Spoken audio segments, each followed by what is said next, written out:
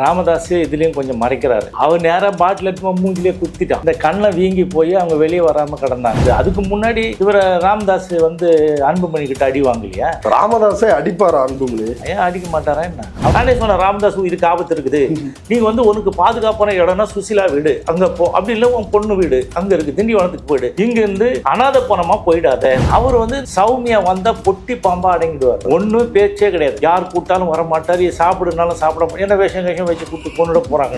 சௌமியானா அப்படி ஒரு பயங்க வரவே மாட்டா மாதிரி. அன்புமணியாவது கொஞ்சம் ஏதாவது அடிக்கடி விட்டானா பரவாயில்ல, அது என்ன பண்ணுன்னு தெரியாத. அது இவனை அடிக்கும், அவங்க அம்மாவையும் அடிக்கும். அன்புமணி அம்மாவையும் அடிச்சிருக்குது. ஏற்கனவே அடிச்சதுனால தானே இவருக்கு அப்புறம் பைபாஸ் எல்லாம் பண்ணாங்க. நான் தான் தவறு செஞ்சுட்டேன் அப்படின்றாரு ராமதாஸ். எல்லாரும் என்ன ஃபோர்ஸ் பண்ணி அமைச்சராக சொன்னாங்க அன்புமணியை, அதனாலதான் நான் அமைச்சராகிட்டேன் அப்படின்லாம் சொல்றாரு. இவருக்கு வாயில விரல வச்சா கடிக்க தெரியாது. ராமதாஸ் அப்பரண்ட் எடுத்து கிளவரா வேலை பார்த்து இவரை ஒழிக்கிற வேலையை எல்லாத்தையும் செஞ்சுட்டாரு. நேத்து ராமதாஸோட பிரஸ் மீட்ன்றது அன்புமணியை ஒழிக்கிறதுக்கான பிரஸ் மீட் தான். நான் தான் தன் தேவைகளுக்கு முன்னாடி எதுவும் இல்லாத அன்புமணியா தான் அக்காமணியா இருந்தாங்க. அன்புமணி பனையூர்ல அலுவலகம் இருக்குது எல்லாம் வாங்கன்னு சொல்லும் போது 25 பேர்கிட்ட காசு வாங்கிட்டாங்க இந்த மாவட்ட செயலாளரை மாத்துறதுக்கு.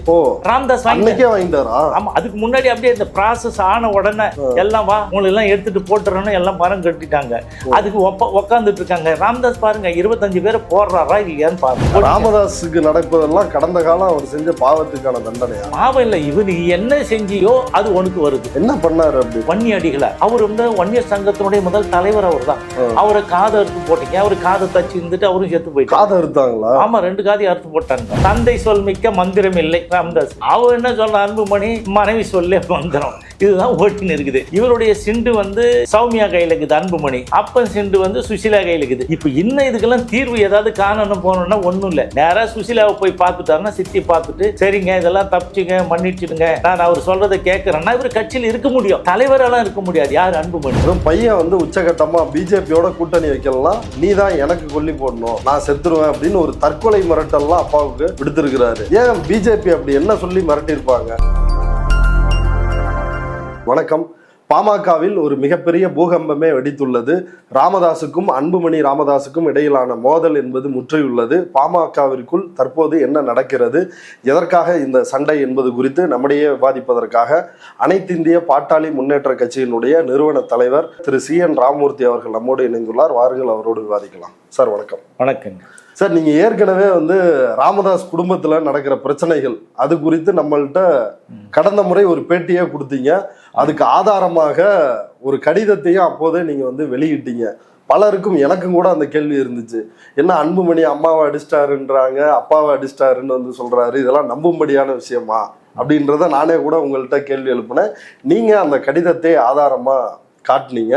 ஆனால் இன்றைக்கு ராமதாஸே வெளியில அவங்க பெத்த தாய் மீதலே பாட்டில கொண்டு வீசிட்டாரு அன்புமணி, நல்ல வேலை சோத்தலை பட்டுருச்சு அதனால அம்மா தப்பிச்சிட்டாங்க அப்படின்னு ராமதாஸே பேட்டி கொடுத்திருக்கிறார். இது பற்றி நீங்க என்ன சார் நினைக்கிறீங்க? ராமதாஸே இதுலயும் கொஞ்சம் மறைக்கிறாரு. அவர் நேராக பாட்டில் எடுத்து மூஞ்சிலே குத்திட்டான். இந்த கண்ணை வீங்கி போய் அவங்க வெளியே வராம கிடந்தாங்க. முகம் வீங்கி போச்சு. உள்ளபடியே அடிச்சது. இது இப்போ ரீசெண்டாக நடந்தது. அதுக்கு முன்னாடி இவர் ராமதாஸ் அன்புமணி கிட்ட அடி வாங்கலையா? அம்மா அடிச்சு உனக்கு கொண்டு விடுவேன், நான் நீ செத்தினா நான் உனக்கு கொல்லி கூட போட மாட்டேன் அப்படின்லாம் ஏற்கனவே மிரட்டி தானே அப்புறம் கொஞ்சம் கொஞ்சமா இது பண்ணி இவர் காரியத்தை சாதிக்கிறதுக்காக. ராமதாஸை அடிப்பாரா அன்புமணி? ஏன் அடிக்க மாட்டாரா என்ன? அவன் தான் கடையர் கஜன் மாதிரி இருக்கிறான். தடுக்க வந்தவனுக்கு எல்லாருக்கும் உதங்க அவனை அடிச்சு எல்லாரையும் துரத்திட்டானுங்களே. துரத்திட்டு அவங்க எல்லாம் அங்கே வேலை செஞ்சவங்க போனவங்க வந்தவங்க அங்கே 2 பேர் நிர்வாகி அவங்களையும் வெளியில் ரோட்டுக்கு வெளியில் நிற்க வச்சிட்டாங்க. இங்கே எல்லாம் போட்டு கதவெல்லாம் சாத்திட்டு இறக்கிட்டு அது இழவு உந்த வீடு மாதிரி நான் முன்னாடி சொன்னது தான் சொல்கிறேன். ஒவ்வொரு கத்திக்கினே ஒரே அமகலம் பண்ணி இதான் ராமதாஸ் கடன்னு அடங்குவார். எல்லாருக்கும் சவடால் விடுவார், குலதெய்வன்றாரு எல்லாம் சொல்லுவார்ல. அவர் இந்த சௌமியா வந்தால் பொட்டி பாம்பா அடங்கிடுவார். ஒன்றும் பேச்சே கிடையாது. ஒரு லுங்கி ஒன்று கட்டிக்கின்னு பனின்னு ஒன்று போட்டுக்கிட்டு உக்காந்துக்கின்னு யார் கூட்டாலும் வர மாட்டார், சாப்பிடுனாலும் சாப்பிட மாட்டார், என்ன வேஷம் வச்சு கொடுத்து கொண்டுட போகிறாங்கன்னு. இந்த அளவுக்கு அவர் பயந்து போய் கடைசி காலத்தில் இப்படிலாம் இருந்தார். இந்த இதுக்கெல்லாம் ஒப்பந்தம் கையெழுத்தெல்லாம் போடுறதுக்கு முன்னாடி என்ன தேர்தல் ஒப்பந்தம் போடும்போது என்ன பண்ணாங்க, முதல்ல ஒரு 3 நாளுக்கு முன்னாடி ராமதாஸை ஒரு ரூம்ல பூட்டி வச்சுட்டாங்க. திறந்து எதாவது கொடுக்குறது அதோட உள்ளே கிடந்தாரு. அதுக்கப்புறம் தான் அவரை வர வச்சு அந்த CV சண்முகம் முதல்ல அவர் பேசுறதுக்கு முன்னாடி என்ன பண்ணாங்க, இவர் அடைக்கிறதுக்கு முன்னாடி டிராப்ட்லாம் போட்டு எடுத்துட்டு வா நான் வந்து சரி பார்த்துட்டு நான் சொல்கிறேன் ஏடிஎம்கே கூட்டணி ஏடிஎம்கேக்கு அவர் வந்தார். அதுக்கு முன்னாடி சிவி சண்முகம் டிராஃப்டோட வராரு. ஆமாம், இவருக்கு என்ன பண்ணார், அன்புமணிக்கு ஒரு லெட்டர்லாம் பேசி நீ வந்து எடப்பாடி கிட்ட பேசுன்னு அன்புமணி தான் பேச சொன்னார். அவர் கொடுத்த கடிதத்தில் கீழே ஒரு 4 வரி எழுதி தம்பி வருவார் நீங்கள் பார்த்து செய்யுங்கள்லாம் சொன்னார். ஆனால் இது என்ன நடந்தது, அவங்க அதை பண்ணலை. இவரை பூட்டி வச்சுட்டு பாஜகவோட பேசி கீசி கொண்டு வந்து விட்டாரு. நான் தான் சொல்கிறேன், காலையில் எழுந்த உடனே பாரத மாதாக்கு ஜெயன் வந்து வெளியில் கத்துறாங்க. அது பார்த்து தான் நானே எழுந்திருக்கிறேன். அப்புறம் எல் முருகன் வராரு, அப்புறம் இன்னொரு பையன் யாருப்பா அண்ணாமலை, அப்படிதான். ஸோ அவங்களாம் வந்தாங்க. இப்போ இதெல்லாம் வந்து என்னென்னா இப்படி தான் பேசுவான் மாதிரி. அது இல்லாமல் அந்த சிவி சண்முகத்தை வந்து அவங்க வந்து வெளியே நின்றுக்கின்னு இது மாதிரி நான் பணம் கொடுத்தேன் இது கொடுத்தேன் அப்படின்னா என்ன சொல்கிறாரு, குள்ளமாக ஒரு பையன் அங்கே நின்று இருப்பான், அவனை போய் கூட்டின்னு வாயான்னு நாய் மேய்க்கிறோட அனுப்பி விட்றாரு. அவன் போய் கூப்பிட்டு வந்தோடனே சிவி சண்முகத்தை, ஆமாம், நமக்கு வந்து சிவி சண்முகம் முன்னாள் அமைச்சர் இந்த நெகோஷியேட் பண்ணுறாரு எல்லாம்னா அங்கே நடக்கிறது அதான் அந்த கூத்து தான். ஸோ அங்கே இருக்கிறவங்க எல்லாரையும் அன்புமணி இத்தனை ஆண்டு காலம் ராமதாஸ் கூட இருந்தாங்கல்ல, ஒரு 35 ஆண்டு காலம் பணி செய்த பணியாளர் ஒருத்தர் கூட அங்கே கிடையாது. எல்லாத்தையும் ஆட்சி துரத்தி வெளியே அனுப்பி விட்டா மாதிரி. யாருமே இல்லையாங்க, யாருக்கும் சம்பளமும் கொடுக்கல, யாருக்கும் இத்தனை ஆண்டு காலம் வேலை செஞ்சதுக்கு ஒன்றும் இல்லை. எல்லாரும் வெளியே போய் பாவமாக பரிதாபித்துக்குரியவர்களாக தான் இருக்கிறாங்க. அவங்களுக்கு இவங்க கூட இருந்த ராமதாஸ் கூட இருந்தவங்க யாரும் இல்லை, ஒன்றுமே இல்லை, எந்த வசதியும் இல்லை. ஆனால் மற்றவங்கள்லாம் வேறு மாதிரி பண்ணிக்கிட்டாங்க. அந்த பணியாளர்களாக வேலை செஞ்சவங்களுக்கு யாருக்கும் ஒன்றும் பண்ணலை. ஸோ இப்போ அவங்க வெளியேறிட்டாங்க. இது எப்படி வெளியில் வருது, வெளியில் வருதுன்னா நமக்கு கடிதம் மூலமாக அனுப்புகிறாங்க, நேரடியாக அனுப்புகிறாங்க என்ன நடக்குதுன்னு சொல்லிட்டு. நாம் சொன்னது எல்லாம் பாமகக்காரங்களே அனுப்புகிறாங்க. ஆமாம் ஆமாம், நமக்கு ஏற்கனவே முன்னாடி இவ்வளவு டீட்டெயிலாக உங்களுக்கு அனுப்புகிறாங்களே, பாட்டில் வீச்செல்லாம் இதெல்லாம் யார் ராமதாஸே அனுப்ப சொல்லிருப்பாரா? இல்லை அவரே வந்து அதை தானே சொல்கிறாரு. இப்போ நாம் வந்து நான் சொன்னேன் யார் வாந்தி எடுத்துட்டாரு, அவர் தப்பாக சொல்கிறாரு அப்படின்னு எல்லாம் வந்து அந்த ஊடகத்தில் பார்க்குறவங்க அந்த இதில் வந்து கமெண்ட் போடுறவங்களாம் இப்போ என்ன சொல்லிட்டாங்க, மாறிட்டாங்க. எப்போ ராமதாஸே திருவாய் மலர்ந்த பிறகு இவர் நம்மள மாதிரியே ஒரு சொன்னதை அச்சு பேசாமல் அப்படியே சொல்கிறார். என்னென்ன நடந்தது, அந்த இடத்துல பிரச்சனை என்ன, நான் தான் வந்து தவறு செஞ்சுட்டேன் அப்படின்றாரு ராமதாஸ். 35 வயதில் அமைச்சராக்கியது வந்து தவறு, எல்லாரும் என்ன ஃபோர்ஸ் பண்ணி அமைச்சராக்க சொன்னாங்க அன்புமணியை, அதனாலதான் நான் அமைச்சராக்கிட்டேன் அப்படின்லாம் சொல்றாரு. இல்லை, இவருக்கு வாயில் விரல வச்சா கடிக்க தெரியாது ஒன்று. ரெண்டாவது என்னன்னா 35 வயசு இல்லை, 35 வயசு கம்ப்ளீட் ஆனால் தான் ராஜ்யசபா எம்பி ஆக முடியும். கரெக்டாக 35 வயசு வரவெல்லாம் வச்சுருந்தாரு. அப்புறம் உடனே வந்து 36வது வயசு ஆரம்பிக்கும் போது கலைஞர்கிட்ட கூப்பிட்டு வந்து சேர்க்குறாரு. சேர்த்த உடனே ஐயா நீங்கள் தான் காப்பாற்றணும் எல்லாம் பண்ணணும்னு சொன்ன உடனே அவர் வந்து ராஜ்யசபா எம்பி கொடுத்துட்டு உடனடியாக டெல்லியில் பேசி அவருக்கு வந்து மத்திய மந்திரி வாங்கி கொடுக்குறாரு. உடனே ஒரு தூங்கவே இல்லையா அன்புமணிக்கு. ஏன்டா தூங்காமல் இருந்தால் மீதிக்கெல்லாம் எதுக்காவது கஷ்டப்பட்டுக்கிறியா, போகிறல்ல ராம்விலாஸ் பாஸ்வானுக்கு கொடுத்ததை போய் பேசி அங்கேருந்து வாங்கிட்டு வந்துட்டு மத்திய சுகாதாரத்துறை அமைச்சராக்கி ஒரு தற்குறின்னா ஒரு தண்ட தீவட்டியை இந்த மாதிரி வந்து போட்டீங்கன்னா புண்ணாக்கு இப்போ தானே சொல்கிறாரு, புண்ணாக்கு கூட எதுக்காக பயன் இருக்கும். தடி தாண்டவராயனை கொண்டு வந்து நான் ஆக்கிட்டேன்னு சொல்லிட்டு இப்போ சொல்கிறாரு. எதுவுமே இல்லைன்றாரு அன்புமணி கிட்ட. தலைமை பண்போ எதுவுமே இல்லை. நிர்வாக குழு கூட்டம் கூட்டினா அங்கே எல்லாரையும் பிடிச்சி கடிச்சு வச்சிருவாரு இல்லை அப்படின்றாரு. மேடை நாகரிகம் தெரியல, அவர் தான் சொல்கிறாரு. மேடையில் எப்படி நடத்துக்குது, சபையில் எப்படி நடந்து கொள்வது, இது இல்லை. இதில் வந்து 19 பேர் ஆலோசனை சொல்கிற குழு இருக்குது, நிர்வாக குழு. அதில் யாரையும் பேச விட்டதில்லை, பேச்சை கேட்டதும் இல்லை. நீ எப்படா தலைவராக இருக்க முடியும், அதெல்லாம் சொல்கிறார். இப்போ சொல்கிறாரு, அப்போல்லாம் ஏன் சொல்லலை? இது எதுவும் எதுவுமே நடக்கலைன்னா யாரும் சொன்னது கேட்கல. சரி, இந்த தமிழ்குமரனை வந்து இவர்கிட்ட பையன் தலைவராக பண்ணும்போது கோகா மணி கிட்டேருந்து வாங்கி அவரை வந்து கௌரவ தலைவராக்கி, இவர் எது கொடுத்தாலும் அது கௌரவம் இல்லாத தலைவராக கொடுத்துட்டீங்க. அதுக்கு பிராயச்சித்தமாக நான் வந்து உன் பையனை வந்து இளைஞரணியில் செய்கிறேன். ஏன்னா அவன் பெரிய பன்னாட்டு நிறுவனத்தில் இருக்கிறான், வசதி வாய்ப்புகளோடு இருக்கிறான், நமக்கு எதுக்காக பயன்படுத்திக்கலாம், பயனுறுவான். ஜிகே மணி இத்தனை காலம் நம்ம கூட இருந்து குப்பை கொட்டிட்டாரு அப்படின்னு அவங்க பையனுக்கு இளைஞரணி தலைவர் கொடுக்குறாங்க. அந்த இளைஞரணி தலைவர் கொடுத்த உடனே என்ன நடக்குது, உடனே லெட்டர் வாங்கிட்டு அன்புமணிக்கு ஃபோன் பண்ணி அந்த தடியனுக்கு ஃபோன் பண்ணோன்னா அவன் என்ன சொல்கிறான், வானத்துக்கும் பூமியும் குதிக்கிறான், அதை அங்கேயே கீழ் போட்டு வாயேன். அவன் சொன்னானா நீ வாங்கின ஒப்படைச்சிட்டு வா அப்படின்னது. அவன் சரி அப்புறமா பேசி தீர்த்துக்கலான்னு ராமதாஸ் அவனை அனுப்பி விட்றாரு. இது அவருக்கு தெரியாமல் பொதுக்குழுவில் கூட்டும்போது உள்ளே வரக்கூடாது, எங்கள் கூட வகரக்கூடாது, எதிர் வரிசையில் கூட வகரக்கூடாது. இன்னும் சொன்னப்போனால் அவர் குழந்தைங்களோட வந்துட்டார், துணைவி குழந்தைங்களோட இந்த இடத்துல இருக்கக்கூடாதுன்னு சொல்லி அடாவடி பண்ணி அழிச்சாட்டியம் பண்ணி அனுப்பி விட்டால் தானே, அடிதடி பண்ணி. ஸோ அவர் என்னன்னா ராம்தான் நான் தான் இல்லை, இது எல்லாத்துக்குமே அன்புமணியை மட்டும்தானே அவர் வந்து குற்றம் சாட்டுறாரு.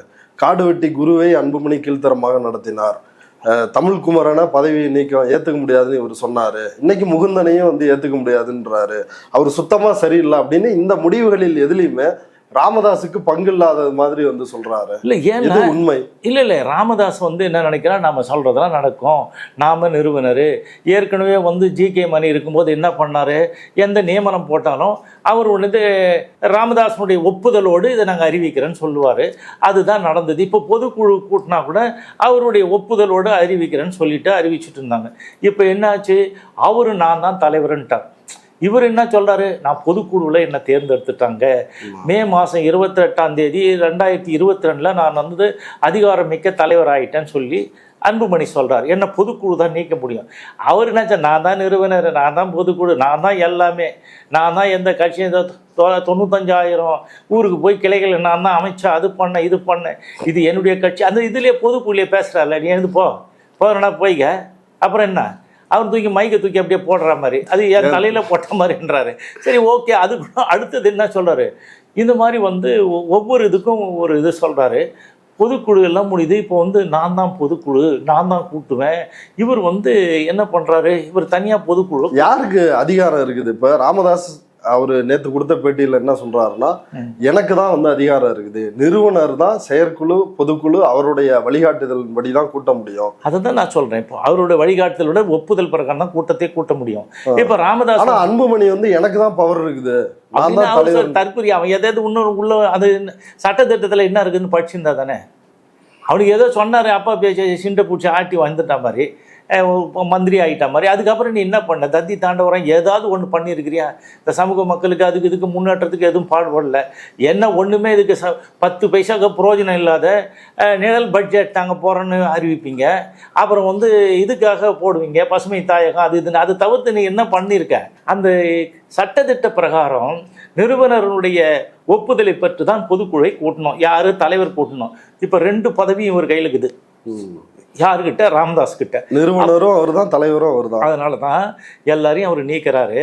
இப்போ அன்புமணியா நீக்கினாரு? இல்லை, இப்போ இன்னைக்கு திலகபாமாவை நீக்கினாரு ராமதாஸ். அப்புறம் சிவகுமார்னு விழுப்புரத்தில் ஒரு மாவட்ட செயலாளரை நீக்கியிருக்காரு, எம்எல்ஏவும் கூட, மத்திய மாவட்ட செயலாளர் விழுப்புரம் மாவட்டம். ஆனால் வந்து அவங்கெல்லாம் பதவியில் தொடருவாங்க, நான் தான் தலைவர், நான் என்னோட நியமனம் மட்டும்தான் செல்லும் அப்படின்னு அன்புமணி சொல்கிறாரு. அவர் வீசி எறிஞ்ச குப்பையெல்லாம் இவர் தூக்கி வச்சுப்பாரு. தூக்கி வச்சுட்டு அப்படியே பாருங்க, இது அதெல்லாம் ஒன்றும் வேலைக்காகாது, அது போனது தான். எலெக்ஷன் கமிஷன் அவர் யார் லிஸ்ட் கொடுக்குறாங்களோ அவங்க தான். சரி, எப்போ வந்து அன்புமணி அவங்ககிட்ட பேசிட்டு மைக்கை தூக்கி போட்டுட்டு எனக்கு வந்து பனையூர் பங்களாவில் இருக்குது, நான் பவுசு காட்டுறேன் வான்னு சொல்லி கூப்பிட்டாருங்களே, அப்போவே முடிஞ்சு போச்சு கதை. ராமதாஸ் வந்து அப்பர் ஹேண்ட் எடுத்து கிளவராக வேலை பார்த்து இவரை ஒழிக்கிற வேலையை எல்லாத்தையும் செஞ்சுட்டாரு. ஸோ இப்போ பண்ணும்போது என்ன பண்ணாரு, நேற்று ராமதாஸோட ப்ரெஸ் மீட்டுன்றது அன்புமணியை ஒழிக்கிறதுக்கான ப்ரெஸ் மீட்டு தான். இல்லையா, நான் தான் தன் தேவைகளுக்கு முன்னாடி எதுவும் இல்லாத அன்புமணியாக இருந்தால் அக்காமணியாக இருந்தாங்க, யாரும் கிடையாது. ஸோ தன்னுடைய தேவை, நான் என்ன, நான் சாவரவரில் நான் நிறுவனராக இருக்கணும்னு நினச்சாங்க, இடக்கு மடுக்கு பண்ணுறான்னு நான் தான். சரி, அவர் வந்து ஒரு சாணியை பிடிச்சி வச்சார் பிள்ளையாராக இருப்பான்னு. நம்ம வந்து குரங்கா மாறின பிறகு அந்த சாணியை பிடிச்சி எரிஞ்சா என்ன ஆச்சு, அந்த குரங்கு சாணி தானே, அதுக்கு எதுக்கும் யூஸ் இல்லை. ஸோ ராமதாஸ் வந்து என்ன மாதிரி கிளவராக ஸ்டெப் எடுத்தா அப்படின்னு பார்த்தீங்கன்னா, முதல்ல வந்து பொதுக்குழு கூட்டம் அது 8 மாவட்ட செயலாளர் வந்த உடனே ஷாக் கொடுத்தா மாதிரி என்னை நீக்கத்துக்கு தான் கூப்பிட்றாரு, போவாரான்னாங்க. ராமதாஸ் எவ்வளோ போய் புழுகிற மாதிரி அவர் வந்து வந்துக்கிட்டே இருக்கார். முறையாக அறிவித்தோம் அன்புமணிக்கு. அதுக்கப்புறம் ஏங்க யாரும் வரலன்னு கேட்டதுக்கு அவங்களாம் களைப்பாக இருந்தாங்க, உண்ட மயக்கம் தொண்டனுக்கும் உண்டு, அதனால் அவங்க வரலன்ட்டார். ஸோ அதுக்கப்புறம் என்ன பண்ண மாதிரி அடுத்தது ஒரு அணியாக 32 அணி 30 அணி இருக்குது விங்கு, அதில் வந்து ஒவ்வொன்றா கூட்டார், மாணவர், மகளிர், இளைஞர், அந்த மாதிரி சமூக நீதி, அந்த மாதிரி கூட்டிகிட்டே வராரு. இதில் எல்லாமே இந்த தைலாவர தோட்டத்தில் நடத்துகிறார், 2 மட்டும் வெளியில் நடத்துகிறார். அதில் வந்து ஒன்று வந்து எஸ்ஐஎஸ் சோஷியல் இம்ப்ரூவ்மெண்ட் சொசைட்டின்னு சொல்லக்கூடிய சமூக முன்னேற்ற சங்கம், அதுக்கு சிவபிரகாசன் தலைவர் அவர் பண்ணுறாரு. அவர் பண்ணும்போது தான் 6 பேர் ஆள் அனுப்புகிறாங்க ரவுடிகளை. ராமதாஸ் கூலிப்படை வச்சிருக்கிறவன், எல்லாரையும் அடிக்கிற ஆள், அதுவும் தெரியும்ல, பையனுக்கு தெரியாது யார் யார் என்னென்ன தலைவர்களை எப்படிலாம் அடிச்சிங்கன்னு. ஸோ இவன் வந்து ஆள் அனுப்பிட்டான்னு சொல்லிட்டு இன்னைக்கு புலம்புறேன், என்னை கொல்ல பார்க்குறாங்க. அதனால தான் எல்லாரும், நானே சொன்னேன் ராமதாஸ் உயிருக்கு ஆபத்து இருக்குது, நீங்கள் வந்து உனக்கு பாதுகாப்பான இடம்னா சுசிலா வீடு அங்கே போ, அப்படி இல்லை உன் பொண்ணு வீடு அங்கே இருக்குது திண்டிவனத்துக்கு போயிடு, இங்கேருந்து அனாதை போனமாக போயிடாத அப்படின்ற, ஒன்றுமே இல்லாமல் போயிடாது அப்படின்னு சொல்கிறோம். இப்போது அவர் என்ன பண்ணுறாரு, அடுத்தது இது தொழிற்சங்கத்து தலைமையும் நடத்துகிறாரு. இதெல்லாம் எல்லாம் போச்சு. முக்கியமானது இந்த பேட்டிக்கு முதல் நாள் ஐடி விங்க நடத்துகிறார். ஐடி விங்க இந்த ரத்தனன்னு ஒருத்தர் இருக்கார், இந்த பசுமை தாயகத்தில் இருக்கவங்களாம் வச்சுட்டு அப்புறம் ஐடி விங் கூட்டத்தை போட்டு அன்புமணி முதல்வராக்குற வேலையை நீங்கள் செய்யுங்க அப்படின்னு சொல்கிறார். இது எப்படின்னு கேட்டிங்கன்னா, பாம்பை பிடிக்கும்போது வலது கையால் காமிச்சா பாம்பினுடைய கண்ணு பார்வை அட்டென்ஷன் எந்த பக்கம் இருக்கும், வலது பக்கம். லெஃப்ட் ஹேண்டில் பிடிச்சிடுவாங்க இல்லையா, ரைட்டில் காமிச்சு லெஃப்டில் பிடிக்கிற மாதிரி பிடிச்சி தூக்கி குப்பை தொட்டியில் போட்டான் எல்லாரையும். அதுதான் நடந்தது. அவங்கள நம்ப வச்சு கழுத்தறுத்து அவங்கள வந்து ஒன்றுமே இல்லை, ஐயோ என்ன நடக்குது, ராத்திரி வரலும் இவர் சொல்லிட்டாங்களா, ஐயா சொல்லிட்டாரு, கொய்யா கொடுத்துட்டாரு, நீ தான் தலைவர் அப்படின்னாங்க. அப்புறம் உடனே வந்து மறுநாள் காலையில் நம்மள மாதிரி பேப்பர் வச்சு எல்லாத்தையும் சொல்லிட்டாருல்ல, அதில் படிக்கும் போதெல்லாம் கூட நிறுத்துறாரு. நான் பெண்கள் அப்படின்னு வரும்போது நிறுத்துறாரு இல்லையா, குடும்ப பெண்கள் அவங்க ஃபேமிலி. சௌமியாவை மீன் பண்ண வந்தாரு, ஆனா அப்படியே நிறுத்திட்டாரு. ஆமா, பத்திரகாளியாச்சே, அப்புறம் என்ன ஆகுறது, எரிச்சிருமே வந்து அப்படின்னு சொல்லிட்டு நிக்கிற. அந்த அளவுக்கு வந்து சௌமியா மேல அச்சமா ராமதாஸுக்கு. எங்க பயப்படுவோம் பாருங்க, நீங்க வேற. சௌமியா கிட்ட காலெல்லாம் பிடிச்சி கெஞ்சினாங்க, என்னை வந்து பிஜேபியில சொன்னாங்களா அப்படிலாம் சொல்றாருல்ல, அப்புறம் இன்னும் பயந்து இருந்தானே இருப்பார், ஒன்றுக்கு ஆட்சின்னு இருப்பான் இருந்தாலும். ஸோ இப்போ சௌமியானா அப்படி ஒரு பயங்க, வரவே மாட்டான் மாதிரி. இந்த பக்கம் அன்புமணியாவது கொஞ்சம் ஏதாவது அடிக்கடி விட்டானா பரவாயில்ல, அது என்ன பண்ணுன்னே தெரியாத, அது வந்து இவனை அடிக்கும், அவங்க அம்மாவையும் அடிக்கும், அன்புமணி அம்மாவையும் அடிச்சிருக்குது ஏற்கனவே. அடித்ததுனால தானே இவருக்கு வந்து உடம்பு அதை பார்த்து கேட்டு ரொம்ப மனசு நொந்து அப்புறம் பைபாஸ்லாம் பண்ணாங்க அவருக்கு ராமதாஸுக்கு, அதனால தான் வந்தது. ஸோ இப்போ அன்புமணி வந்து அப்புறம் இவர் என்ன சொல்றாரு, தந்தை சொல் மிக்க மந்திரம் இல்லை ராமதாஸ். அவர் என்ன சொல்ற, அன்புமணி மனைவி சொல்லே மந்திரம், இதுதான் ஓடின்னு இருக்குது. இவருடைய சிண்டு வந்து சௌமியா கையில் இருக்குது, அன்புமணி அப்பன் சிண்டு வந்து சுசிலா கையில் இருக்குது. இப்போ இன்னும் இதுக்கெல்லாம் தீர்வு ஏதாவது காணணும் போகணுன்னா ஒன்றும் இல்லை, நேராக சுசிலாவை போய் பார்த்துட்டாருன்னா, சித்தி பார்த்துட்டு சரிங்க இதெல்லாம் தப்பிச்சுங்க மன்னிச்சுடுங்க, நான் அவர் சொல்கிறத கேட்குறேன்னா இவர் கட்சியில் இருக்க முடியும், தலைவரெல்லாம் இருக்க முடியாது. யார், அன்புமணி. அவதாங்க கரெக்டாக இருக்குதுங்க. சட்டத்திட்டத்தில் என்ன இருக்குது, இவருக்கு தான் பவர்ஸ். யாருக்கு, நிறுவனருக்கு அடுத்த தலைவரும் எடுத்துக்கிட்டாரு, அப்போ பவர்ஸ் அவருக்கு தான். இப்போது ஏற்கனவே என்னைக்கு அன்புமணி வந்து பனையூரில் அலுவலகம் இருக்குது எல்லாம் வாங்கன்னு சொல்லும் போதே 25 பேர்கிட்ட காசு வாங்கிட்டாங்க இந்த மாவட்ட செயலாளரை மாத்துறதுக்கு. ராமதாஸ் வாங்கிட்டாரா? ஆமாம், அதுக்கு முன்னாடி அப்படியே இந்த ப்ராசஸ் ஆன உடனே எல்லாம் வா உங்களை எல்லாம் எடுத்துட்டு போட்டுறோன்னு எல்லாம் பணம் கட்டிட்டாங்க. அதுக்கு உக்காந்துட்டு இருக்காங்க. ராமதாஸ் பாருங்க 25 பேரை போடுறாரா இல்லையான்னு பாருங்க. இதுவும் நான் உண்மையை தான் சொல்றேன். 25 பேர் நியமனம் பண்ணுவாங்க. இன்னைக்கு வந்து ரவின்ற ஒருத்தரை அரியலூர் மாவட்டம் இந்த இவர் காடு வெட்டி குரு இருக்கிற ஏரியாவில் போட்டாச்சு.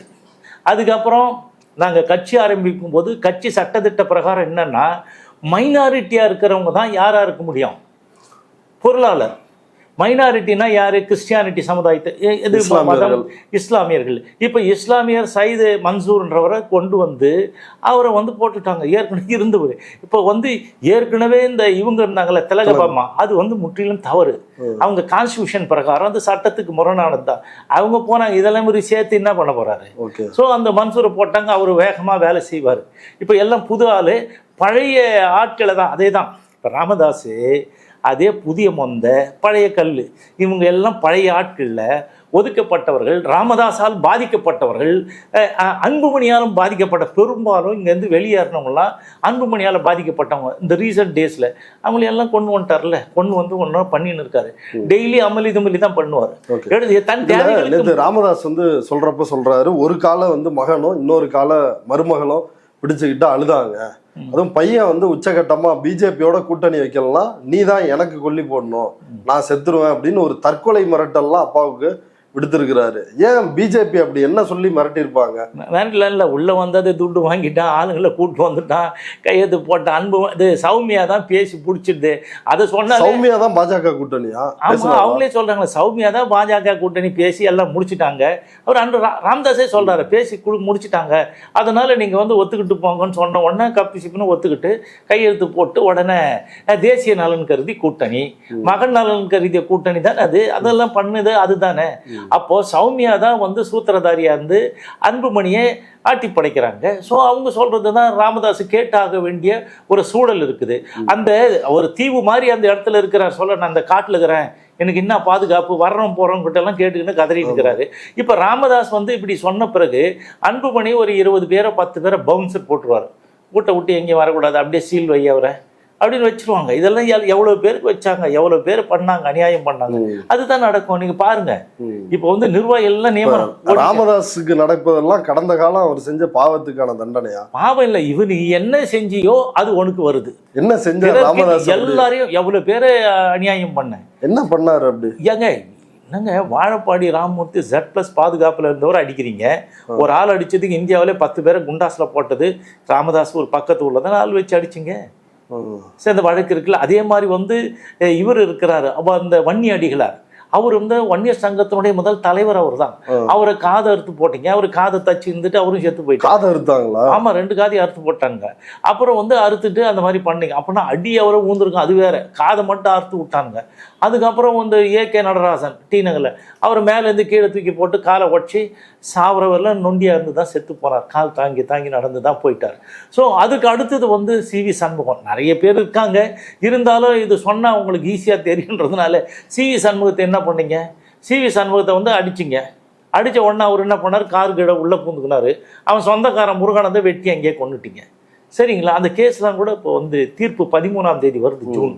ஸோ ஓகே, எதுக்காக இத்தனை இப்போ இவ்வளோ அட்டாக் இதெல்லாம் ராமதாஸ் பண்ணதுக்காக? என்னை எதிர்த்து எவனும் பேசக்கூடாது, என் எதிரில் எவனும் இல்லை, என் தேவைகளுக்கு தான். மீதி பேர் யாரும் இல்லை. யாராக இருந்தாலும் உங்களையும் தாக்க முயற்சி பண்ணுறோம். ஆமாம், 29 வரை தாக்குனாரு, எல்லாம் பண்ணாரு, காலை உடைச்சாரு, எல்லாம் பண்ணாரு, கண்ணாடியை உடைச்சாரு. இவங்க ரவுடி பசங்களை அனுப்புன மாதிரி தான் உள்ளே அனுப்புவாங்க. உள்ளே அனுப்பிட்டு இருக்கிறவெல்லாம் அமைதியாக இருப்பாங்க. நம்ம கிளம்பி போகும்போது, மற்றபடி போகும்போது எந்த காரில் போகிறோம்னு சொல்லிட்டு தோர்த்தின்னு வந்து தகராறு பண்ணுவோம். இதுதான் நடந்தது. ஸோ இது வந்து என்னென்ன, அந்த மாதிரி தகராறு பண்ணுறவங்களுக்கெல்லாம் தான் நம்ம வந்து என்ன பண்ணுறோம், வழக்கு போடுறோம், அதெல்லாம் பண்றோம். இப்போ இந்த கடந்த கால அவரு மற்றவங்களுக்கு என்னென்னலாம் செஞ்சாரோ அதுதான் இன்னைக்கு ராமதாஸ் வட்டியும் முதலுமா வந்து சேரும்ல. சரி, இப்போ வந்து பிறர்க்கின்னா முற்பகல் செய்யும் பிற்பகல் வந்து சேரும். ஒன்று, உப்பை தின்னவன் தண்ணி குடிக்கிற நேரம், இன்னும் திணை விதைத்தவன் திணை அறுப்பான், வினை விதைத்தவன் வினை அறுப்பான். இது எல்லாம் வந்து இந்த யுகத்துல வந்து ராமதாஸ் அனுபவிச்சாவன. நீ என்ன, ஆனா பழக்கருப்பையா மூத்த அரசியல்வாதி அவர் வந்து சொல்றாரு, இந்த வயசுலயும் இவ்வளவு ஊக்கத்தோடு ராமதாஸ் இருக்கிறது ஆச்சரியமா இருக்குது. அவர் வந்து ரொம்ப மனதைரியமா இருக்கிறாரு. அவர் கூட அன்புமணி போய் சேர்ந்து வேலை செய்யணும், நீர் அடித்து நீர் விலகாது, அப்பா கிட்ட தோத்தா ஒரு தோல்வியா? கரெக்டு. நீர் அடித்து நீர் இவன் குடிச்சு இவன் ஒன்றும் ஆக போகிறதில்ல. 2 பசங்களும் குடிக்கார பசங்க. ஏன் சார் நீங்கள் வேற? இவன் வந்து நேற்றுலாம் போய் எல்லா மக்களும் காத்துருக்காங்க. 12 மணி வேலை எழுந்திருக்க மாட்டான். நான் குடிச்சவன் அது முதல்ல ஏதாவது தெரிஞ்சதை சீக்கிரம் ஏதாவது நடக்குன்னா கூட எழுந்திருப்பான். ஒன்றும் பண்ண முடியாது. அவன் வந்து இப்போ கூட குடிச்சிட்டு தானே பேசுகிறான் ராமதாஸ். இப்போ தான் வந்து நாக்கு குளறுதுன்னு சொல்லிட்டு சேலத்துலேருந்து தேன் கொண்டு வந்து கொடுக்க சொல்லுங்க. தேன் வாங்கி இப்போ தான் வந்து போயிருக்கு, வீட்டுக்கு போயிருக்கு. தேன் குடிச்சிட்டு நான் அடுத்து ப்ரெஸ் மீட்டில் பேசுவார். ஓரளவுக்கு வாய்ஸ் நல்லா வருதான்னு பார்ப்போம். முதல்ல குடிக்கிறத நிறுத்திட்டு கம்மி ஆக்கின்னு அதில் அப்படியே ஒரே டைமில் நிறுத்தினா வித்ட்ராயல் சிம்டம்ஸா சிம்டம்ஸ் மாதிரி ஏதாவது பிரச்சனை வந்துடும். அதை வந்து அரசாங்கம் சொல்கிறாங்கல்ல, படிப்படியாக கூடிய நேரத்தில் படிப்படியாக டாஸ்மார்க்கை மூடணுன்ற மாதிரி அவர் படிப்படியாவது நிறுத்திட்டாவது பண்ணணும். அதான் ராமதாஸுக்கு தெரியாதுன்னா. இப்போ அடுத்து வந்து என்னன்னா, ராமதாஸ் அவரோட ப்ரெஸ் மீட்டில் அடுத்த தலைவரை நியமிக்கிறதுக்கு ஒரு 8 நாள் தான் எனக்கு டைம் கொடுத்தாங்க. சௌமியா வந்து என்னை வந்து நேரடியாக சந்திச்சு ஹோட்டலில் நான் போய் தனியாக தங்கியிருந்தேன், மனசு சரியில்லைன்னு. அங்கே நேராக வந்து என்னை பார்த்து 8 நாளைக்குள்ளே தலைவரை மாற்றணும், நேரம் அப்போதான் கரெக்டான நேரமாக இருக்குது அப்படின்னு சொல்கிறாங்க. 8 நாளைக்குள்ளே எப்படிப்பா மாற்ற முடியும் அப்படின்னு சொல்கிறாரு.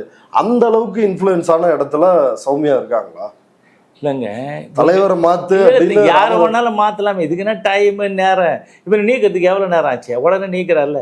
அது என்ன, குடும்ப சகிதமாக சுசீலாவோட இங்கே வந்து தங்கிட்டார் கல்டன் ஹோட்டலில். 1 மாதத்துக்கு மேலே இருந்தார். ஜெகத் ரட்சகனுடைய ஹோட்டலுங்க கல்டன். எங்க இருக்கு அது? மகாபலிபுரம். அப்புறம் வந்த உடனே இது எல்லாம் தெரியும் இல்லையா, இவங்க சமையல்லாம் ஹோட்டல் சமையல் கிடையாது. ராமதாஸுக்கு தனியாக ஒரு வீட்டிலேருந்து சமைச்சு அவருடைய இந்த துணை மேயராக இருக்கிறார் இல்லைங்களா காமராஜ், ராமதாஸ் இது ஒரு ஜெகத்ரட்சனுடைய அக்கா பையன். அவன் தான் போயின்னு வந்திருந்தா. அங்கே போனாங்க, வந்தாங்க. அவங்க அங்கே தானே இருந்தது, சுசீலாவும் அங்கே தானே இருந்தது. சரி, அங்கே வந்து என்ன கேட்குறாங்க, கேட்ட உடனே 8 நாள். இது வந்து ஒரு தலைவரை நீக்கிறதுக்கு போகிறதுக்கு 8 நாள் போதுமான்றீங்க. நீங்கள் வந்து இது வரலும் நீக்கினவங்கள சேர்த்தவங்கள எப்படி சேர்த்தீங்க? சரி, நான் அடிக்கடி சொல்கிறது தான். ராஜேஸ்வரி பிரியா காலையில் வராங்க, மதியானம் வந்து மாநில இளைஞரணி தலைவர். அதுக்கப்புறம் இவங்க வராங்க, யார், பொங்கலூர் மணிகண்டன், காலையில் வராரு, மதியானம் அவர், உடனே என்ன அவர் துணைத் தலைவர். ஸோ இந்த மாதிரி சேர்க்குறதும் நீக்கும் போதும் உடனடியாக நீக்கிறாங்களே, யாருக்கு வந்து நோட்டீஸ் கொடுத்து அது கொடுத்து நீக்கிறாங்க, ஒன்றும் இதுவரையிலும் வரலாறுலேயே கிடையாது. ஸோ இப்போ வந்து அன்புமணியை வந்து நீங்கள் தலைவராகணும்னு கேட்டால் அவர் தான் ஏற்கனவே முடியல இருக்கிறாரு, அவனுக்கு கொடுக்குறேன்னு சொல்லிட்டு அப்புறம் கொடுத்துட்டாரு, அவ்வளோதான். இதில் என்ன வந்து 8 நாள் வந்தாங்க, இதுக்கெல்லாம் ஒரு பெரிய ஸ்டோரி, குக்குடு ஸ்டோரிஸ்லாம் வந்து சொல்லிட்டு இருக்கார் ராம்தாஸ். ராம்தாஸுக்கு இந்த மாதிரி கதை அளக்க தெரியாதா? வித்தகாரனாச்சே அவர் வந்து எவ்வளோ பெரிய ஆள், நீ எது வேணாலும் சொல்லுங்க, அதுக்கு ஒரு வழி சொல்லுவா. சார் இப்போ இந்த நடக்கிறதுக்கு இவ்வளவு கலைய போறதுக்கு என்னதான் காரணம்? அடிப்படையில் வந்து இதுதான் காரணம் அப்படின்னா என்ன காரணம்? அடிப்படையில் தலைவர் பதவி கட்சியை எனக்கு ராமதாஸ் அன்புமணி வந்து கேட்கறதா காரணமா, இல்லை வேற என்ன பிரச்சனை? நான் சாவர வரலும் நான் தான் நிறுவனர், நான் தான் தலைவர்ன்ற முடிவை ராமதாஸ் ஏற்றிட்டார். எனக்கு தெரிஞ்ச மாதிரி என் கண் எதிரில் கூட இந்த இதுக்கு எதிர்ப்பாவோ மற்றவங்க யார் இருந்தாலும் நான் விடமாட்டேன். அது நீயாக இருந்தாலும் சரி, பிள்ளையாக இருந்தாலும் சரி, வேறு யாராக இருந்தாலும் சரி. அன்புமணி சரியில்லைன்றதுனால தான் நான் அப்படி ஒரு நிலைப்பாட்டுக்கு வரேன்ற. அதை தான் சொல்கிறேன், எனக்கு எதிர்ப்பாக யாரும் இருக்க முடியாது. நான் தான் தன் தேவைகளுக்கு முன்னாடி எதுவும் இல்லை. நான் சாகும்போது நிறுவனராகவும் தலைவராக வந்து தான் சாவேன். அதுக்கப்புறம் ஏதாவது போங்க அப்படின்னு தானே அவர் சொல்கிறாரு. அவர் வந்து என்ன பண்ணுறாரு, இவங்க எல்லாரையும் ஒன்றா சேர்த்துக்கிட்டாரு.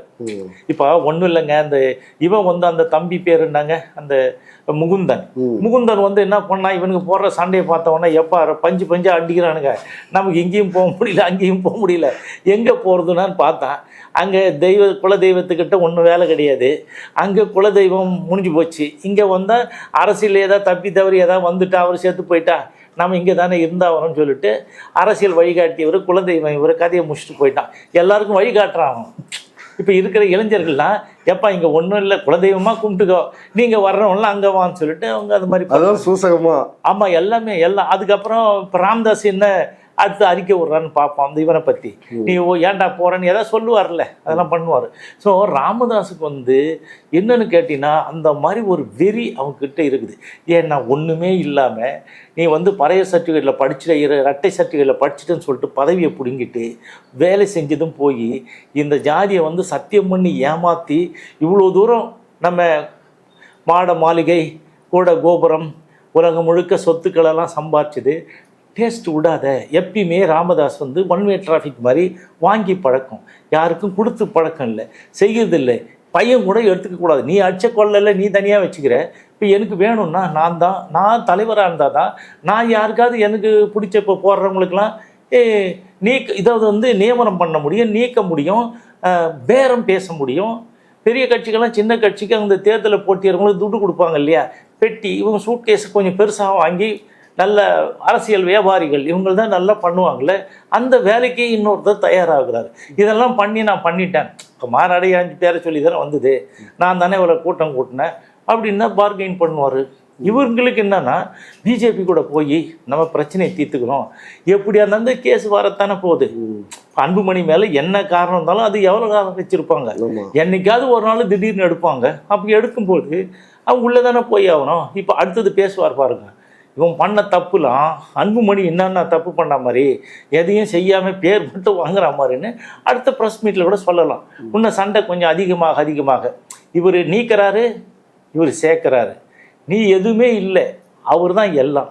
அவர் வந்து நீக்கிறதுக்கு சேர்க்கறதுக்கு சட்டப்படி அவருக்கு அதிகாரம் இருக்கிறதுனால அவர் செய்கிறார். ஸோ இவர் வந்து என்ன பண்ணுறாரு, நான் தான் பொதுக்குழுல தேர்ந்தெடுத்ததுனால என்னை ஒன்றும் பண்ண முடியாதுன்றாரு. இப்போ 3 ஆண்டு முடியுதுங்க. இப்போ 3 ஆண்டு முடிஞ்ச பிறகு பொதுக்குழு கூட்டி யாரையாவது ஒருத்தரை அறிவிப்பார், அவருக்கு பிடிச்ச ஆளை அறிவிப்பார். ஜி.கே. மணி கூட அறிவிக்கலாம். அப்போ கட்சி கட்சியே ஒன்றும் இல்லை, அவன் சும்மா போக வேண்டியதுதான், துண்டை காணும் துணியை காணுன்னு. இப்போ வந்து அன்புமணியால் என்னங்க பண்ண முடியும்? ஓகே, பாமகவினுடைய எதிர்காலம் பாமக தான் காணாமல் போயிடுது. இதில் வந்து நான் அடிக்கடி சொல்கிற மாதிரி என்ன சொல்கிறது, நான் வந்து என்ன சொல்ல, மொட்டை அடிச்சு செம்புலி கரும்புலி குத்தி கழுது மேலே ஏற்றி ஊருக்கு வெளியே கொண்டு விட்டாங்க. கட்சி அவருக்கும் விருப்பம் இல்லை. நான் கூட இந்த இளைஞர்களுக்கெல்லாம் சொல்கிறேன், எப்பா நீங்கள்லாம் வந்து ஒரு ஆண்டுக்கு ரெஸ்ட் எடுங்க, இன்னும் எந்த இதுவும் போகாதீங்க, ஊருக்குள்ளே எல்லாம் நீங்கள் இருக்கிறீங்க, ஒன்று இதே மாதிரி எல்லாம் இருப்பாங்கன்னு நினைக்காதுங்க. எல்லா ஊர்லேயும் வன்னியர் மட்டும் இல்லை, இந்த தேசம் வந்து வன்னியருக்கான பூமி இல்லை, வந்து தமிழ்நாடு வன்னியர்கள் மட்டும் வாழ்கின்ற தனித்தீவு இல்லை, எல்லோரோட இருக்கணும், இணக்கமாக இருக்கணும், நம்ம முன்னோர்கள் எப்படி இருந்தாங்களோ அது மாதிரி அன்பாக இருக்கணும், மற்ற சமுதாயத்தை சகோதர தத்துவத்தை நம்ம பார்க்கணும், சாமானியனுக்காக உழைக்கணும், யாரெல்லாம் வந்து பாதிக்கப்பட்டான்னு அவனுக்கு குரல் கொடுக்கணும், இந்த வேலையை செய்யுங்க. இல்லையா, ஒன்றுமே பிரச்சனை இல்லை, நீங்கள் வீட்டிலேருந்து ஓய்வெடுங்க, நீங்கள் எரியறதுனால தான் அவனுக்கு கொதிக்கிறானுங்க, நீங்கள் கொஞ்சம் ஓய்வு எடுத்துக்கிங்கன்னா எரியுது நின்னா கொதிக்கிறது அடங்கிடும், 2 பேரும் அடங்கிடுவாங்க. அதை தான் நான் சொல்கிறேன். உங்களுக்கு நல்லது இருக்குது தான் 10.5% வாங்கி கொடுத்துருக்கேன். நீதிமன்றத்தில் கொஞ்சம் காலதாமதமாகலாம், பொறுத்துக்குங்க, எவ்வளோ பொறுத்துங்க. அதே மாதிரி 240 அறக்கட்டளை 200 லட்சம் கோடி ராமதாஸ் எல்லா பணத்தையும் வாங்கி என்ன பண்ணா, வன்னியர் கல்வி அறக்கட்டளை ராமதாஸ் பேரில் எழுதிக்கிறார். இதெல்லாம் நீங்கள் அதுக்கு மீட்டு எடுக்கிறதுக்கு என்னென்னு வழி பாருங்க, இதெல்லாம் உண்மையை தெரிஞ்சுக்குங்க. இன்னொரு நலவாரியம் வழக்கு இருக்குது, அது வந்து கண்டெம்ப்டில் இருக்குது, அது வந்து தான் உங்களுக்கு நல்லது தானே, நீங்கள் ஏன் போய் கஷ்டப்பட போகிறீங்க, நீங்கள் நல்லா இருக்கணும், எல்லா வேலையும் எளிதாக செஞ்சு வச்சுருக்குது, இதை பயன்படுத்துக்கிற வழியை பாருங்கள்.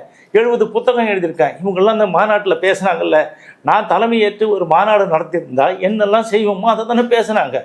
ஸோ இளைஞர்களுக்கு வந்து தெளிவாயிடுங்க, உங்கள் விரல்நுனியில் விஷயங்கள் இருக்குது, நீங்கள் பாருங்கள், தெரிஞ்சுக்கன்னு தானே நம்ம சொல்கிறோம். அருள் பாமக எம்எல்ஏ அருள் இந்த பிரச்சனை வந்து முடிவுக்கு வரலன்னா நான் ராஜினாமா செய்ய போகிறேன் அப்படின்னு அவர் ஒரு அறிவிப்பு வெளியிட்டிருக்கிறாரு. அந்த அறிவிப்பு குறித்து என்ன நினைக்கிறீங்க? இல்லை, யார் வேணாலும் அறிவிப்பில்லை, இவர் என்ன ராஜினாமா செஞ்சுன்னா போகுது.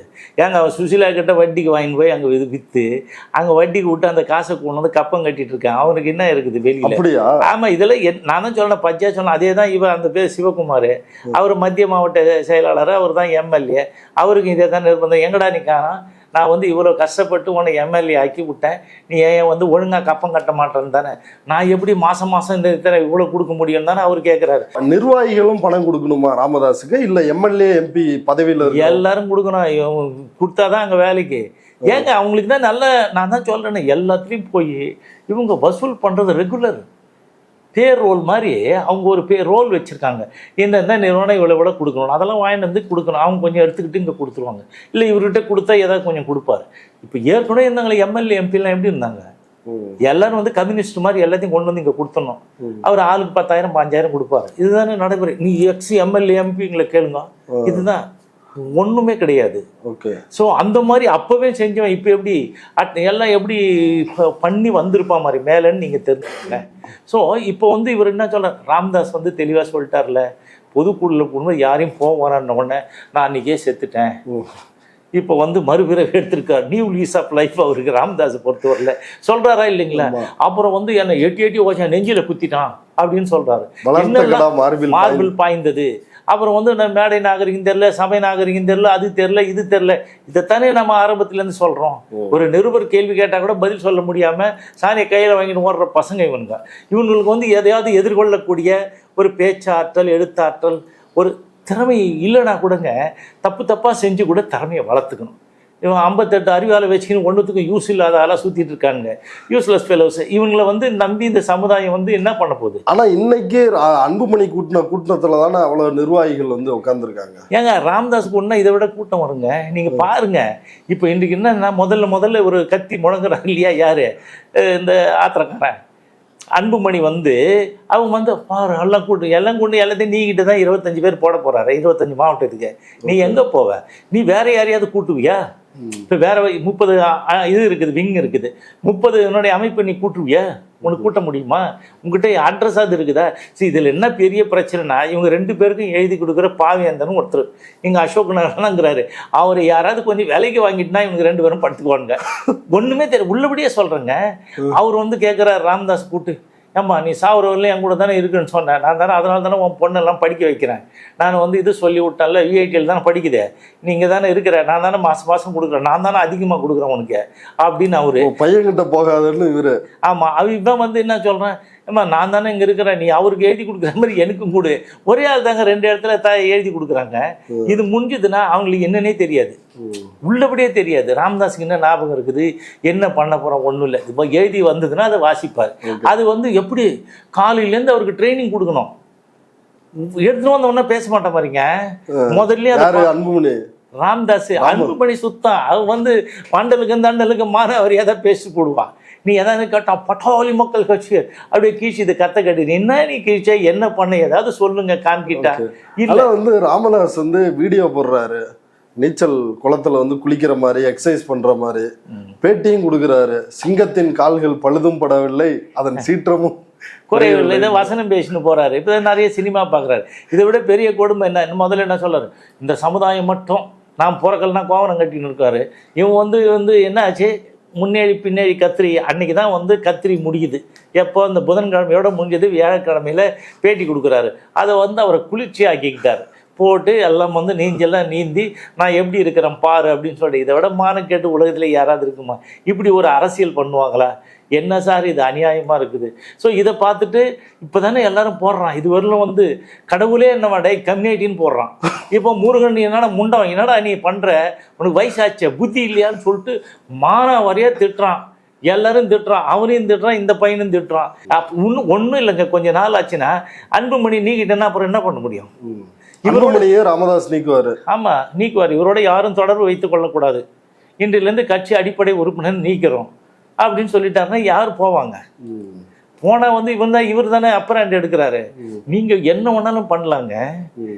இவர் சொல்லிட்டு பிஜேபி கூட கூட்டணி, அதே பிஜேபி வேணும்னா அவர் போய் கூட்டணி வைக்க மாட்டாரா? ராமதாஸ் நேராக போனோன்னா இவரை விட அவரை தானே பார்ப்பாரு. அவருக்காவது ஏதாவது செய்யணும். யாருக்கு? அன்புமணிக்கு. அந்த கேஸு கேஸ்லாம் அப்படியே பிடிச்சி வைக்கணும். இவர் போனார்னா அந்த பிரச்சனையே இல்லையே. பொட்டி மட்டும் ஏதாவது கொடுத்தா தேத்தி எடுத்து வந்துடுவார். அதுதானே சார், வேறு என்ன இருக்குது? சாவரவர்களும் வந்து பொட்டி வாங்கி சாவரவர்களும் தலையில் வர வாங்கி வந்துட்டா மாதிரி ராமதாஸ் யாருக்கும் பண்ண மாட்டான். ஈயா வள்ளல், யாருக்கும் ஒன்றும் இல்லை. ஆனால் பேர் மட்டும் தத்த பேர் ராமதாஸுக்கு. இது எல்லாத்துக்கும் ஒரு தான் பார்க்குறாரு அப்படின்னு நம்ப வைக்கிறாங்க. பொய் புழுவி அது பொய்யே உண்மை மாதிரி ஆகிப்போச்சு. இப்போ உண்மையெல்லாம் ஊர்வலம் வருதுங்களா, பொய்யெல்லாம் ஓடி ஒளிஞ்சிக்கும்.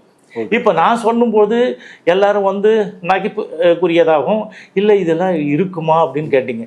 இப்போ வந்து அன்புமணி வந்து ராமதாஸ் அது வந்து ஒய்ஃபை சரஸ்வதி வந்து மூஞ்சில் எங்கே அடிச்சிட்டான் பாருங்க, மூஞ்சி வீங்குது. அந்த அம்மா படுத்துங்க வந்தது, எங்கேயுமே போகாமல். அந்த கோயிலுக்கெல்லாம் போனால் முன்னாடிலாம் வந்து என்ன பண்ணோம், எல்லாரும் பேரையும் சொல்லல. இப்பெல்லாம் கோயிலில் யார் பேரையும் சொல்றது இல்லையா, அது மட்டும் சாமி கும்பிட்டுட்டு வந்துடுது. ஆனா அன்புமணி சொல்றாரு, உலகத்திலே வந்து பிடிச்ச ஒண்ணு எங்க அம்மா தான், எங்க அம்மாவுக்கும் இந்த உலகத்திலே பிடிச்ச ஒருத்தன் நான் தான், நான் சின்ன துரும்பு கூட எங்க அம்மா மேல பட விட மாட்டேன். இன்னும் பட விடாம எடுத்து மூஞ்சில குத்திட்டு இது அநியாயமா இருக்குது. பட விட மாட்டேன் அப்பா சொல்றாருல்ல, அவங்க அம்மாவை சொல்லுங்க. அவங்க அம்மா வந்தாலும் வெளியில மிரண்டு போய் தானே இருக்குது. அது ஞாபக சக்தி இல்லாம இருக்குது. அடிச்சது இதெல்லாம் பாவம் தானே. சரி, அதாவது ஒரு மனிதாபிமானத்தோடு நடந்துக்கிற கூட தாயாவது எங்க அதிகாரம் வரும்போது நாங்கள் அந்த கோபத்தில் வந்து யார் சொன்னால் ஏவி விடுவாங்க. நிறைய குடும்பங்களில் பார்க்குறவங்க அந்த சீரியல் சினிமாவெல்லாம் வரும் இல்லைங்களா, அந்த தொடர் நாடு, அதெல்லாம் என்ன அம்மா ஒதுக்கும் போது என்னெல்லாம் சண்டை நடக்குது. அதுதான் அது வந்து இப்போ சாமியா பண்ணுது. அவங்க வந்து பார்த்து பரித வச்சுட்டு இருக்காங்க. வழி கிடையாது. இதுக்கு வந்து முற்றுப்புள்ளி வைக்கிறது யார் முற்றுப்புள்ளி வைக்க முடியும்? அன்புமணி சைலண்ட்டாக கும்பிட்டுட்டு நான் ஒதுங்கிடுறேன், அரசியல்லேருந்து ஒதுங்குறேன் உண்டு. இல்லைனா ராமதாஸ் உன்னை ஒதுக்கி தான் வச்சுருவான் மாதிரி, ஒதுக்கி ஓரங்கட்டி ஒன்றும் இல்லாமல் பண்ணுற வேலை. உங்கள்கிட்ட பணம் இருக்கலாம், பணத்தை வச்சு நீ வந்து ஆளுங்கள்லாம் கூப்பிட்டு வரலாம், ஏஜென்ட்டை வச்சு பண்ணலாம். ஆனால் இதை எப்படி தவிடுபொடியாக்குன்ற வேலை வித்தை தைலாவரத்தில் இருக்குது. அந்த தைலாவரத்தில் தான் இருக்குது. அது பண்ணுவான். ராமதாஸ் தான் கரெக்டாக எடுத்துட்டாங்க, லீகலாக எடுத்துகிட்டு பண்ணுற மாதிரி. இப்போ எங்களை மாதிரி ஆனானப்பட்ட எல்லா கிளைகள் வச்சு மற்றவங்களையே நாங்களாம் போட அப்படின்னு சொல்லிட்டு ஒதுங்கிட்டு வந்துட்டோம். நீ வந்து போட்டிக்கு போய் அவங்க கூட முரண்பட்டினா முட்டி மோதி ஒன்றும் இல்லாமல் ஆக போகிறோம் நீ தான்.